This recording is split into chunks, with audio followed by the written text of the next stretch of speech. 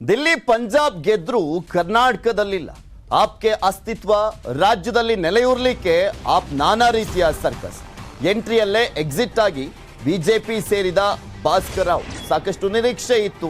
ಇಲ್ಲಾದ್ರೂ ಒಂದು ಸ್ವಲ್ಪ ಅಸ್ತಿತ್ವವನ್ನ ಕಂಡ್ಕೊಳ್ಬೋದಾ, ದೊಡ್ಡ ದೊಡ್ಡ ನಾಯಕರನ್ನ ಅಥವಾ ಕೆಲವೊಬ್ಬ ರಿಟೈರ್ಡ್ ಆಗಿರುವಂತ ಅಧಿಕಾರಿಗಳನ್ನ ಕರ್ಕೊಂಡು ಬಂದಂತ ಸಂದರ್ಭದಲ್ಲಿ ಅನ್ನುವಂಥ ನಿರೀಕ್ಷೆ ಇಟ್ಕೊಂಡಿತ್ತು ಆಪ್. ಎಲ್ಲ ಒಂದ್ ಕಡೆ ಈಗ ಆರಂಭಿಕ ಹಿನ್ನಡೆ ರೀತಿಯಲ್ಲಿ ಕಾಣಿಸ್ತಾ ಇದೆ.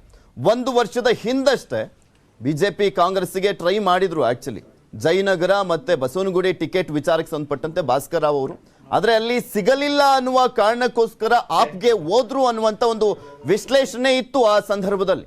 ಈಗ ದಿಲ್ಲಿ ಮತ್ತೆ ಪಂಜಾಬ್ನಲ್ಲಿ ಸರ್ಕಾರವನ್ನ ಇಟ್ಕೊಂಡಿದೆ, ಮತ್ತೆ ರಾಷ್ಟ್ರೀಯ ಪಕ್ಷ ಕೂಡ ಆಪ್. ಇವಾಗ ಇಂತಹ ಸಂದರ್ಭದಲ್ಲಿ ಭಾಸ್ಕರ್ ರಾವ್ ಅವರು ಎಲೆಕ್ಷನ್ ಸಂದರ್ಭದಲ್ಲಿ ಹೋಗಿದ್ದು ಯಾವ ರೀತಿಯಾಗಿ ಇಂಪ್ಯಾಕ್ಟ್ ಆಗುತ್ತೆ ಅನ್ನುವಂಥದ್ದನ್ನ ಕಾದ್ ನೋಡ್ಬೇಕಾಗಿದೆ. ಇದ್ರ ಬಗ್ಗೆ ಇನ್ನಷ್ಟು ಮಾಹಿತಿಯನ್ನು ನೀಡ್ತಾರೆ ನ್ಯೂಸ್ ಡೆಸ್ಕ್ ಇಂದ ನಮ್ಮ ಡೆಪ್ಯೂಟಿ ನ್ಯೂಸ್ ಎಡಿಟರ್ ಆಗಿರುವಂತ ರಾಘವೇಂದ್ರ ಗುಡಿ ನೇರ ಸಂಪರ್ಕದಲ್ಲಿ ಜಾಯಿನ್ ಆಗ್ತಾ ಇದ್ದಾರೆ. ರಾಘವೇಂದ್ರ ಗುಡಿ, ಭಾಸ್ಕರ್ ರಾವ್ ಬಿಜೆಪಿಗೆ ಹೋಗಿದ್ದನ್ನು ಯಾವ ರೀತಿಯಾಗಿ ವಿಶ್ಲೇಷಿಸಬಹುದು?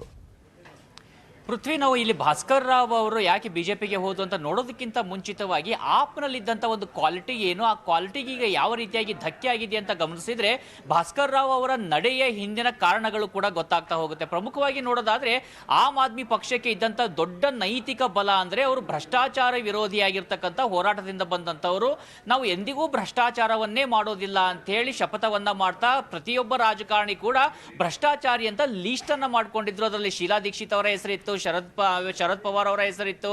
ಅದೇ ರೀತಿಯಾಗಿ ಸಾಕಷ್ಟು ನಾಯಕರದು ಮುಲಾಯಂ ಸಿಂಗ್ ಯಾದವ್ ಇರ್ಬೋದು ಅಥವಾ ಲಾಲು ಪ್ರಸಾದ್ ಯಾದವ್ ಇರ್ಬೋದು, ಇಂಥವರು ಎಲ್ಲರ ಒಂದು ಲೀಸ್ಟ್ ಅನ್ನ ಮಾಡ್ಕೊಂಡಿದ್ರು. ಆದ್ರೆ ಅವರ ಜೊತೆಯಲ್ಲೇ ಒಂದು ಕಡೆಯಿಂದ ಅವರು ಸ್ಟೇಜ್ ಅನ್ನು ಹಂಚಿಕೊಂಡಿದ್ದು ಒಂದು ಬೆಳವಣಿಗೆ. ಆದ್ರೆ ಇತ್ತೀಚಿನ ದಿನಗಳಲ್ಲಿ ಬಿಜೆಪಿಯ ಅದರಲ್ಲೂ ಕೇಂದ್ರ ಸರ್ಕಾರ ಏನ್ ಮಾಡ್ತಾ ಇದೆ ಅಂದ್ರೆ ಆಮ್ ಆದ್ಮಿ ಪಕ್ಷದ ಬೇರಾಗಿರ್ತಕ್ಕಂಥ ಅದರ ಬೇರ್ ಎಲ್ಲಿದೆ ಅಂದ್ರೆ ದೆಹಲಿ ರಾಜಕಾರಣದಲ್ಲಿ ಇರ್ತಕ್ಕಂಥದ್ದು. ಆ ಬೇರಿಗೆನೆ ದೊಡ್ಡ ಮಟ್ಟದಲ್ಲಿ ಪೆಟ್ಟನ್ನ ಕೊಡ್ತಾ ಇರೋದು. ಹೀಗಾಗಿ ರೆಂಬೆ ಕೊಂಬೆ ರೀತಿಯಲ್ಲಿ ಹರಡಬೇಕಾಗಿದ್ದಂತ ಆಮ್ ಆದ್ಮಿ ಪಕ್ಷ ಒಳಗನೆ ಆ ಒಂದು ಕುಸಿತ ಕಾಣೋದಕ್ಕೂ ಕೂಡ ಕಾರಣ ಆಗ್ತಾ ಇದೆಯಾ ಅಂತ ಪ್ರಶ್ನೆಗಳು ಬರ್ತಾ ಇದಾವೆ. ಇಂಥ ಒಂದು ಸಂದರ್ಭದಲ್ಲಿ ಭಾಸ್ಕರ್ ರಾವ್ ಅವರ ಮುಂದೆ ಇದ್ದಂತ ಆಯ್ಕೆಗಳೇನು ಅಂತ ನೋಡೋದಾದ್ರೆ, ಒಂದು ಅಲ್ಲಿ ಆಮ್ ಆದ್ಮಿ ಪಕ್ಷದಲ್ಲೇ ಇರಬೇಕಿತ್ತು, ಹೋರಾಟದ ಮೂಲಕವಾಗಿ ಮತ್ತೆ ದೊಡ್ಡ ಮಟ್ಟದ ಹೋರಾಟ, ಸಾಕಷ್ಟು ಕಾಲಾವಕಾಶ ಬೇಕಾಗ್ತಿತ್ತು.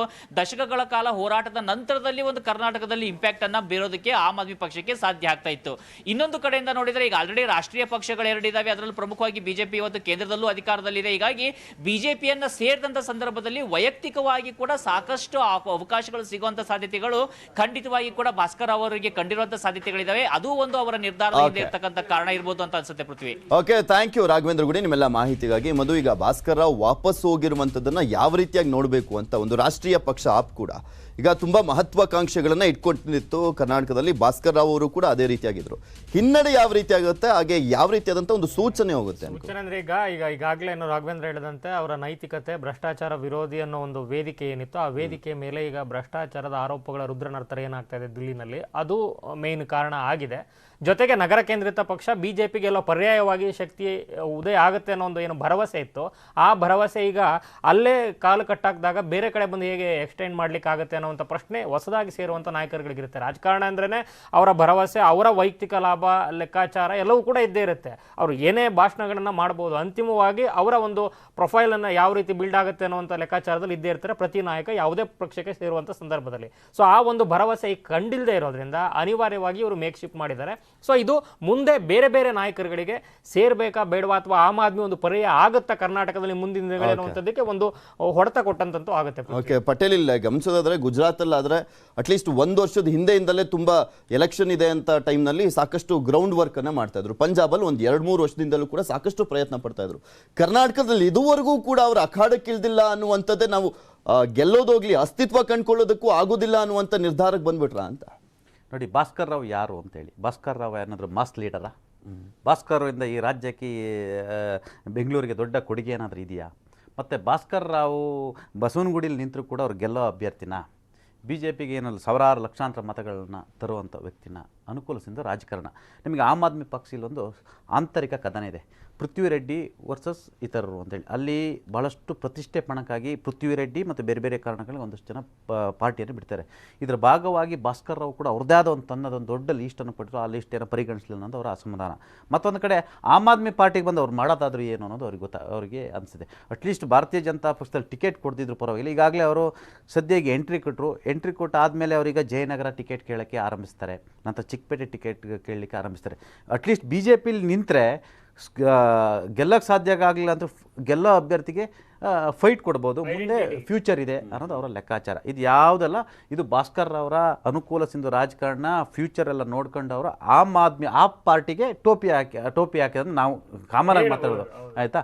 ಆಪ್ಗೆ ಅವರು ಟೋಪಿ ಹಾಕಿದಂಥ ಆಪ್ಗೆ ಟೋಪಿ ಹಾಕಿ ಅವರು ಅವರ ಅನುಕೂಲ ಸಿಂಧು ರಾಜಕಾರಣ ಅವರ ಸರ್ವೈವಿಗೆ ಬಿಜೆಪಿ ಬಂದಿದ್ದಾರೆ ಅಷ್ಟೇ. ಅವರಿಂದ ಆಮ್ ಆದ್ಮಿ ಪಾರ್ಟಿಗೆ ನಷ್ಟ, ಅವ್ರು ಕಳ್ಕೊಳ್ಳೋದು ಇಲ್ಲ, ಪಡ್ಕೊಳ್ಳೋದು. ಪರ್ಸೆಪ್ಷನ್ ಅಂತ ಬಿಲ್ಡ್ ಆಗುತ್ತೆ. ಆಮ್ ಆದ್ಮಿ ಸೇರುವಂತ ಚಿಕ್ಕ ಪುಟ್ಟ ಲೀಡರ್ಸ್ ಕೂಡ ನಮಗೇನು ಏನಾಗುತ್ತೆ ಪಕ್ಷದ ಭವಿಷ್ಯ ಲೆಕ್ಕಾಚಾರ ಅವರು ಲೆಕ್ಕಾಚಾರ ಹಾಕಿದ್ರು. ಲೆಕ್ಕಾಚಾರ ಬಹುಶಃ ಅವರಿಗೆ ಲಾಭ ಕಾಣಿಸ್ಲಿಲ್ಲ, ನಷ್ಟ ಅನ್ನೋದೇ ಜಾಸ್ತಿ ಇತ್ತು. ಲಾಭದ ಕಾರಣಕ್ಕಾಗಿ ಅವ್ರು ಬಂದರು. ಜೊತೆಗೆ ಆಮ್ ಆದ್ಮಿ ಪಾರ್ಟಿಗೆ ಇಲ್ಲಿ ಇದು ಅವ್ರು ಎಂಟ್ರಿ ಕೊಟ್ಟಿದ್ದಾರೆ ಅಷ್ಟೇ.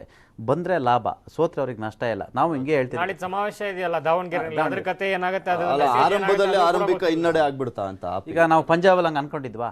ಈಗ ಒಂದು JDS ಪಾರ್ಟಿ ಇದೆ ಆಯಿತಾ, ಅವ್ರು ಕರ್ನಾಟಕದಲ್ಲೇ ಪೂರ್ಣ ಪ್ರಮಾಣದ ಅಧಿಕಾರಕ್ಕೆ ಬರಲ್ಲ. ನಾವು ಯಾರನ್ನೂ ಅಂಡರ್ ಎಸ್ಟಿಮೇಟ್ ಮಾಡೋಂಗಿಲ್ಲ. ಅವ್ರಿಗೆ ಮೇಜರ್ BBMP ಚುನಾವಣೆ ಆಯಿತಾ.